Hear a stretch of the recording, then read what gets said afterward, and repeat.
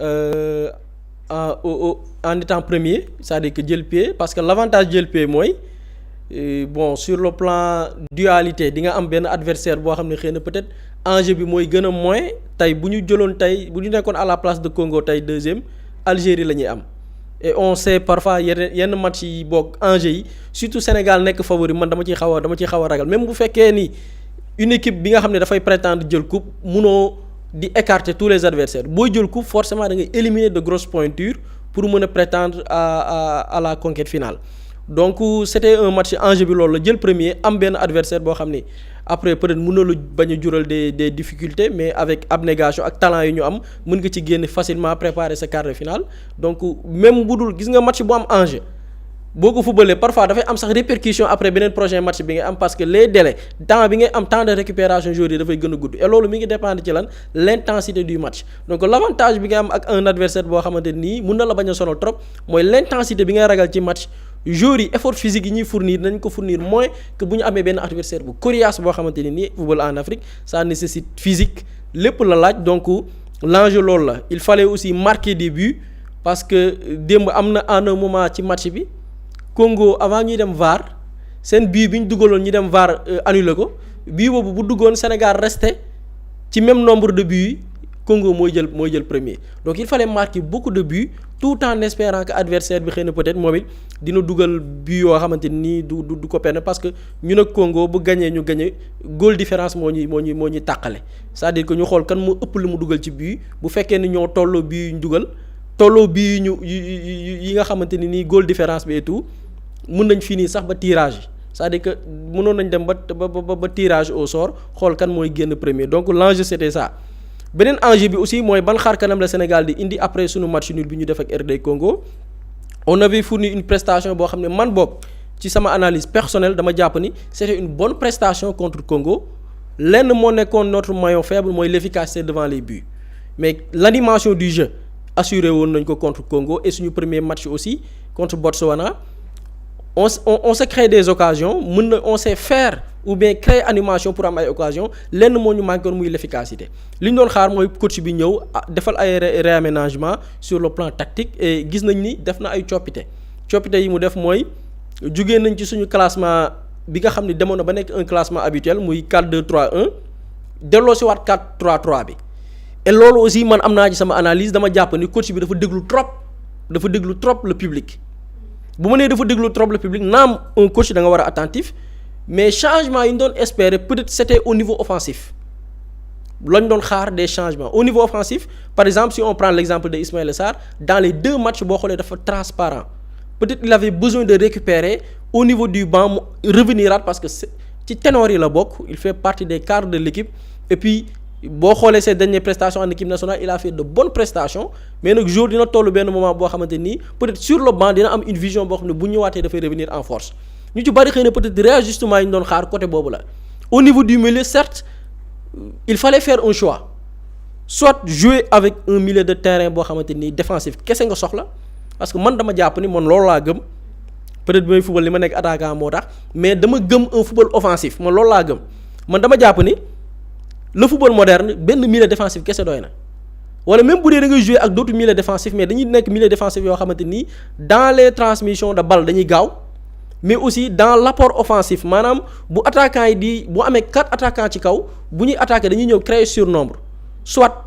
retrait ñu dugal soit centre ñu mbëkk soit tir de loin yi nga xamante ni yenn joueurs yi mën na ko comme ay genre Lamine Camara yi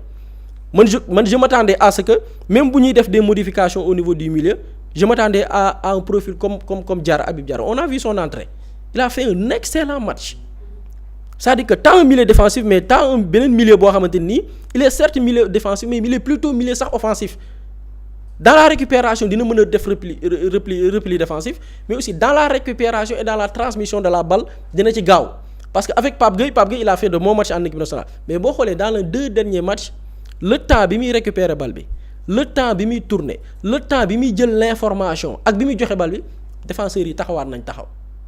les Congolais defaat nañ repositionnement taxawaat nga gis ni ko lan moo la manqué mooy les transmissions rapides jour bi avant balle bi di ñëw jël na l'information 2 touches de balle maximum parce que t'as des flèches ci côté bi dañuy daw Ismaïla Sarr boo gaawee boo ko yóbbu bal bi mu dem jëli ko donc loolu lañ doon laaj mais dañuy gis dañu delloo si waat le 4-3-3 et boo xoolee le jeu premier mi-temps dafa médiocre jeu bi en première mi-temps moom da nga naan du équipe bii moo doon jouer pourquoi parce que da nga delloo si waat 4-3-3 bi te 4-3-3 bi lan moo tax mu nekkaat handicap parce que da nga ko gëj a fubalee exemple Sénégal kañ la gëj a jouer 4-3-3 en match officiel suñu match RD Congo bi en qualification coupe du monde bi ñu demee RD Congo ñu mëne woon ñu 2-0 ñu remonté ko ba 3-2 boobu la Sénégal gëj a jouer 4-3-3 en match officiel mais les matchs yi ci topp yëpp on a joué avec 4 défenseurs 2 milieux de terrain 4 attaquants mu nekk 4-2-3-1 loolu lañ joué donc bu dee joueurs yi en match officiel joué nañ 4 à 5 matchs yoo xamante ne nii ci même système de jeu bi la ñuy joué ba commencé prendre leur marque boo xëyee du jour au lendemain changer ce système de jeu automatiquement automatisme yi da nga koy pertaat ce n'est pas fortuit équipe bi di jouer ay match amical parce que si ngay am possibilité di tester des systèmes de jeu donc 4-2-3-1 bi demoon na ba jël forme et bu ma nee jël forme mooy on se crée beaucoup plus d'occasions on crée beaucoup d'occasions boo xoolee par exemple tey jëlal la match bi ñu joué démb le nombre de tirs cadrés nga comparer ko les matchs yi passés avec 4-2-3-1 bi nga xam ne y a beaucoup plus d'animation au niveau offensif da ngay gis ni match yi ñu joué à 4-2-3-1 la ñu procurer beaucoup d'occasions man dama jàppoon ni lenn mooy maillon faible bi muy l'efficacité devant les buts et loolu ça se travaille loolu benn mbir la bu ma nemmeeku ci jeu bi et je pense que le système de jeu li ko waral mooy changement de système bi joué nañ plusieurs matchs avec 4-2-3-1 du jour au lendemain ñu changé ko dellu ci 4-3-3 bi nga xam ne joueurs yi dañuy soxlawaat revenir aat wala jotaat seeni automatisme beneen bi aussi mooy dans la gestion de l'effectif man dama jàpp ni ku ci mel ni Elimane Ndiaye man pour man war nañ ko gën a mën a gérer. gis nga ces compétitions là mental lu ci bëri mental moo koy régler le joueur man personnellement à un moment donné du match man boog loolu laay rêvé ñu tester xool entre Elimane mën nañ ko bañ a démarrer mais entre Elimane Ibrahima Mbaye Sabaly ñooñu bëgg naa xool au niveau de l'attaque lu muy joxe avec Jackson ci kaw. ñu boole leen ñu jouer man j'aime voir man loolu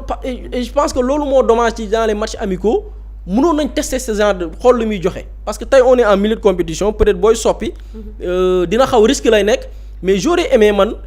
ces trois là ma gis leen ci au niveau de l'attaque qu'est-ce que ça donne parce que même Jackson on parle de Jackson démb football mais Jackson mais pourtant son absence dans le jeu je parle dans le jeu dafa feeñ par exemple Habib Diallo il est très efficace c'est-à-dire que une occasion un but mën na la ko assurer mais pour un tacticien dans l'animation offensive est-ce que mën naa je peux m'attendre à ce que mu apporter ma dara dans l'animation offensive non c'est-à-dire que tey bu ñu tollee ci phase construction ñu war a créer surnombre attaquant bi parfois mu décaler créer de l'espace Jackson apport bi mu la mën a apporter beneen attaquant mën la ko apporter dans l'équipe et man par exemple je vois que équipe nationale en fait du ñu jox temps trop les joueurs ñu affirmer wu on est très pressé avec les attaquants boo xoolee Sénégal depuis belle lurette je pense que benn période la ñu am benn attaquant bu constant wala ñaari yoon c'était Mamadou Niang bi ñu tollee dans la phase de reconstruction la ñu amoon attaquant boo xam ne dans la durée may nañ ko mu évoluer mais aussi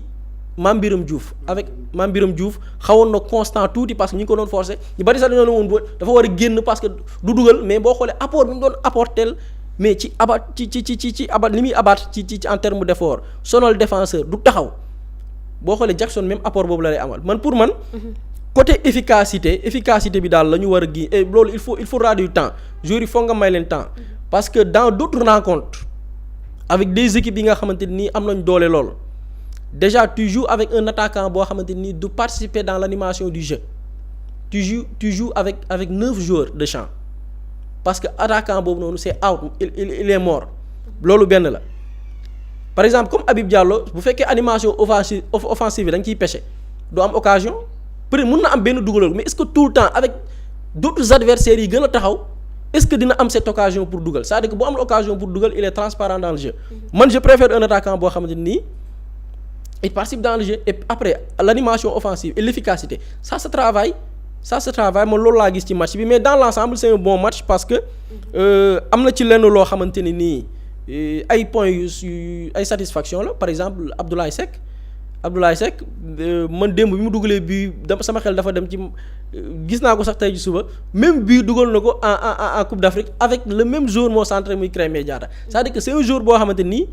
balu bopp moom fu mu ko amee dugal et ñu Sénégal lu ñu yàgg am problème ak les coups de pied arrêtés parce que coup de pied arrêté dafa am solo dans un match mooy match bi lu mu bu méttee dina mën a décanter la situation boo xoolee tey avec Abdoulaye Seck moo décanté la situation avec un centre de Krépin la tête et du la première fois même en équipe on se rappelle double bi mu dugaloon contre le Paris Saint-Germain centre mbëkk donc c'est un jour boo xamante ni c'est la satisfaction Krépin c'est une grosse satisfaction et Sadio qui a pris ses responsabilités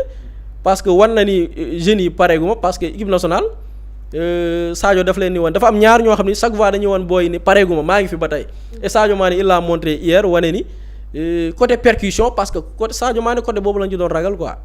côté percussion bi c'est-à-dire que faut pas s'attendre à un Sadio Mané de 2012 il est beaucoup plus percutant jamono yooyu noonu que jamono ji mais gis nañ ni démb il a lancé une leçon peut-être benn défi la bu mu lancé les autres jeunes que maa ngi fi ba tey damay dindi damay accélérer damay bës et wane na ko Gana Gueye de même chose mais sama grande satisfaction c'est l'entrée de Habib Diarra vraiment ci peut-être blessure aussi moo tax lancé guñ ko dans le bain il fallait du temps pour di ko dugal muy dugg ndànk-ndànk parce que ci blessure la jógee mais pour man Habib Diarra ci meilleure forme am amuñu un profil bu mel ni moom dans l'équipe nationale surtout au niveau de l'animation vraiment il est extraordinaire et espérons que lu ci nekk rek 3 matchs yi jàngat la et puis ñoom c'est des professionnels le coach il a des consultants et tout après ñoom dinañ xool ban formule la ñuy trouver mais man je pense que le football moderne 3 milieux défensifs dafa xewi quoi man loolu laa gëm. monsieur Ismaïla noo gisee match bi démb. non man moom aw ma ci xam nga match bi seetaanu ma ci lu bëri quoi. donc mais gis naa ni Koulibaly jël na rouge après. donc est-ce que duñu manquer pour la suite de la compétition dem moo nekkoon 5e sélection. mu jël rouge étape bi ñu war a toppaat après mu nekkaat yeneen yu xaw ni dafa décisif. L'absence de Koulibaly. mais forcément tey un leader dans une équipe bu mu manqué dafay feeñ forcément. te y a des joueurs yoo xam ne c'est des leaders nés quoi en fait dans un effectif dañuy am impact Cheikhou Kouyaté ñu bari daan nañu ko critiquer dans l'équipe nationale mais c'était un leader Idrissa Gana Gueye xoolal am na benn période boo xam xoolal Sénégal je pense que su ma juumul en coupe du monde la on a perdu nos leaders da ngay gis équipe bi dafa sombre donc y a des joueurs yoo xamante ni dañu am impact ci biir équipe tey Koulibaly boo ko xoolee dans un match du il n'est pas spectateur seulement day engueuler ses compatriotes parce que moo ne ci ginnaaw mooy gis lépp day wax ak les joueurs donc kooku dinañu manquer mais la chance bi ñu am mooy boo xoolee au niveau des défenseurs centraux on a de bons joueurs tey Niakhaté je sais pas xaw ma dafa blessé woon je sais pas peut-être c'est un changement ou bien un choix tactique du coach y a Niakhaté qui peut tenir aussi Niakhaté qui est aussi un leader man je le suis mais c'est un joueur vraiment c'est un leader quoi leader charismatique y a aussi Mamadou Sarr bi dugg le fils de l'ancien international Pape Sarr qui est un bon joueur aussi très teigneux joueur bu soxor man dama bëgg défenseur bu soxor Mamadou Sarr joueur bu am caractère et je pense que tey avec l'absence peut-être li mu ñu manqué mooy sa présence en tant que leader mais sur le plan technique espérons que les joueurs qui vont remplacer dinañ tenir haut et espérons que dinañ ñu fournir des satisfactions par rapport aux attentes. xaaral ñu ngi wax naan Burkina Faso wala Soudan ndax jàpp nga ni loolu tamit dina nekk luy nekk match yoo xamante ni yuy tar lay doon ci gaynde yi wala jàpp nga ni dinañ ci mën a génn facilement. waaw man en tant que supporter moom. dama doon ñaan jël premier am ci 3e yi nga xamante ni ñooy génn ci beneen poule bi ku ma ci am nappaaje la dem sama yoon. entre Burkina Soudan ku ma am jël parce que après on va ñoom ñaar dañuy xool kan moo ciy jël 3e ci poule bi ki jël 3e ñun après moom la ñuy am donc ku ma ci am rek waaw defal la bagage man am vraiment jàpp naa ni ñoo ku ci am daal dina la dóor espérons que dina nekk ay match yoo xam ne phase test lay nekkaat ñu testé waat xoolaat pour préparer l'autre étape et espérons que les attentes dina correspondre par rapport ak les attentes du public parce qu'on est un pays boo xam ni Coupe d'Afrique dafa am lu bari li muy kii ci réew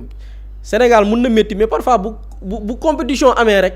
dañuy gis dëkk bi en fait dama gis ku ci def benn publication xam nga fan fàtte naa tur mais romb naa ci benn publication mu koy wax mu ne boo xoolee l'équipe nationale dafa am cette capacité de fédérer les Sénégalais loo xam ni leneen munu ko boo xoolee ci réew mi benn instant bi ngay sentir tey cette communion entre Sénégalais et puis nga sentir que ni peut-être réew mi neex na benn instant boo xoolee équipe nationale dafa am cette capacité de fédérer loolu équipe nationale kese moo ko mën et ce genre de compétition dañuy espérer chaque étape rek ñu réussir ko ba final incha allah jël coupe bi Sénégal vivraat pourquoi pas laal suñu deuxième étoile.